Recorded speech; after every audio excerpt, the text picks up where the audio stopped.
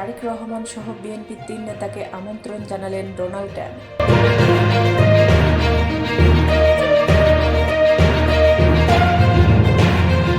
২০০ আসন পেলেও একা সরকার গঠন করবে না বিএনপি বলে মন্তব্য করেছেন আমির খসরু।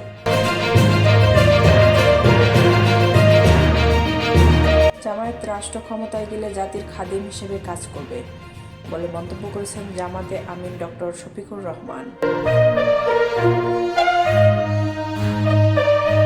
জাতীয় ঐক্য ফাটল ধরানোর চেষ্টা সফল হবে না বলে মন্তব্য করেছেন মির্জা ফখরুল ইসলাম।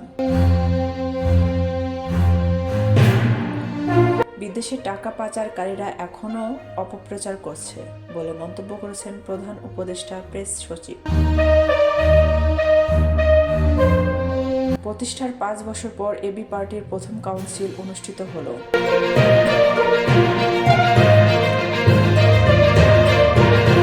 চট্টগ্রাম ২টি পোশাক কারখানায় শ্রমিকদের সংঘর্ষ, আহত অর্ধশত।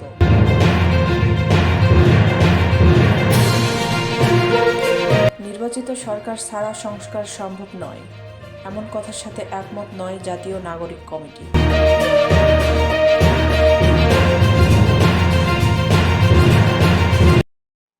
চাঁপাইনবাবগঞ্জে বিএসএফের গুলিতে এক বাংলাদেশি আহত।